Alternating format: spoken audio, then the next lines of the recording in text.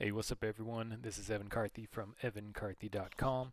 Today, we're going to talk about the Nasdaq futures market, specifically the Nasdaq 100 E-mini futures. We're going to look at the weekly, daily, hourly, and 2-minute time frame. Markets are fixing to open up here in probably about 38 minutes or so. So, I want to get this little preview for the week underway. So, what we're looking at right now is the weekly chart, and in it, we are in both long setups for both the weekly and daily. As you can see over here, let me move this one out of the way. I'll just delete it real quick. Looking up here in the weekly chart, the target that we're still looking up for it is going to be between about 10,858 all the way to 11,422. Of course, price can go higher than that before we get some type of retracement, but that is the target based upon this setup for what we're looking for right here. Is just pretty much an A, B, C, D setup, and that's the basis of the setups I use to trade. And the Nasdaq market right now is leading every other market higher because whether it's S&P 500, the Dow, or the Russell 2000, none of them have made a previous higher high like that, or previous all-time high like the Nasdaq did this past week, before it had this little retracement here right there. So in the weekly chart, we are definitely in a very bullish setup with the target looking at 10,858. One thing just to note real quick, one indicator I do use for a reference point is the money flow index. It's going to be down here. I'll enlarge it here a little bit because what it stands for is that when price is up above the purple box over here, it means price is overbought. When it's below the purple box, it means it's oversold. Now, it doesn't happen all the time, but it's just a little guide to look for it.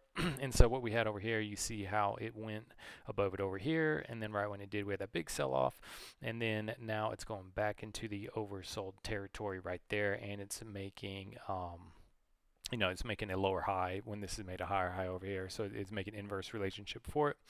So just something to be aware of. But the overall target we're looking at is up here at 10,858.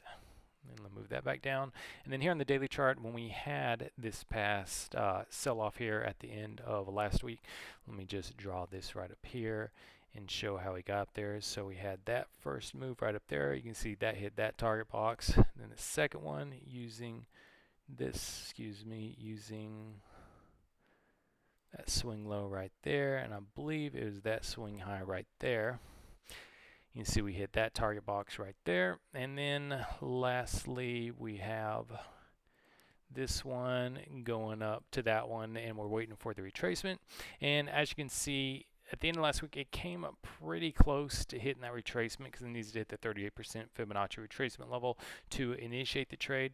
I'm not quite ready to say that this is a valid long setup for the daily time frame for it. In fact, let me get this a little bit closer right here. It still has that little gap in there, but you have seen it plenty of times where it comes down super close to it, doesn't take off of it before it takes off, and it's the profit target. So I wouldn't be surprised to see a little bit more move down more in the market to at least 94.56 to initiate this trade setup right here as we start off to the week. But the target we're looking for this setup up here is going to be between about 10,642 and 10,899. So in the weekly chart, as you can see up here, we have that target box we're looking for, and then daily time frame as well. We have this next target up here. So both time frames are setting up to be extremely bullish in the weekly and daily time frame.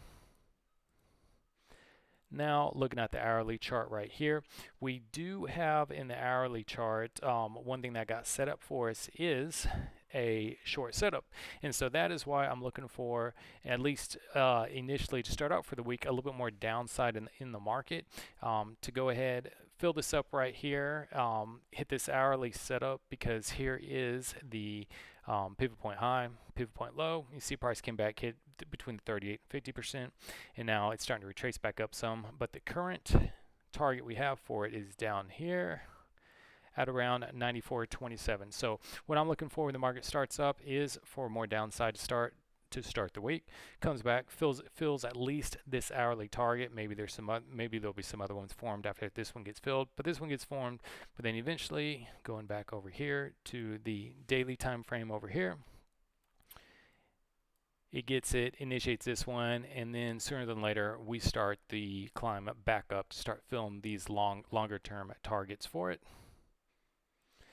And then going over here in the 2-minute chart for it right now, what we have, I believe they got that one, did that one, yeah, that to that one. Price came really close to hitting at the end of Friday to hitting that target box. Didn't quite hit it. I'm not ready to say that that did get hit for it right there. So that is something to keep in mind on the 2-minute chart, that there is a long setup right there.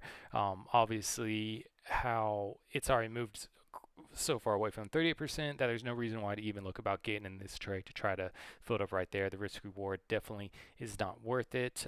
But just something to note that there is a long setup in the 2-minute chart. But again, as I mentioned on the S&P 500 video yesterday, the weekly is the most dominant time frame, the ones I look at, then the daily, then the hourly, then the 2-minute. So this 2-minute time frame holds the least amount of weight for what I'm looking for to do it for the market. But that's the Nasdaq, extremely bullish on the market heading into we'll probably not start the week. I'm expecting a little bit more downside, but once that gets everything filtered out for it a little bit, then definitely extremely bullish in the market.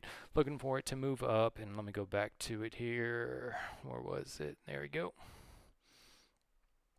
Looking for these two target levels to eventually go up there and hit them. Have the daily time frame target 10,642, and then the weekly at 10,858. Currently, price is at 96, about 96.32. So for the near term, looking for a little more downside, but in the long term, definitely extremely bullish. I mean, pretty much all the markets are setting up that way for the Nasdaq, S&P 500. Russell and Dow. So if there's any weakness in the market, I'm definitely going to be looking at buyer for it, especially for my long-term trades, for have individual stocks for it. And so that's where I'm right now. So anyways, be safe out there. Talk to you later. Thanks. Bye.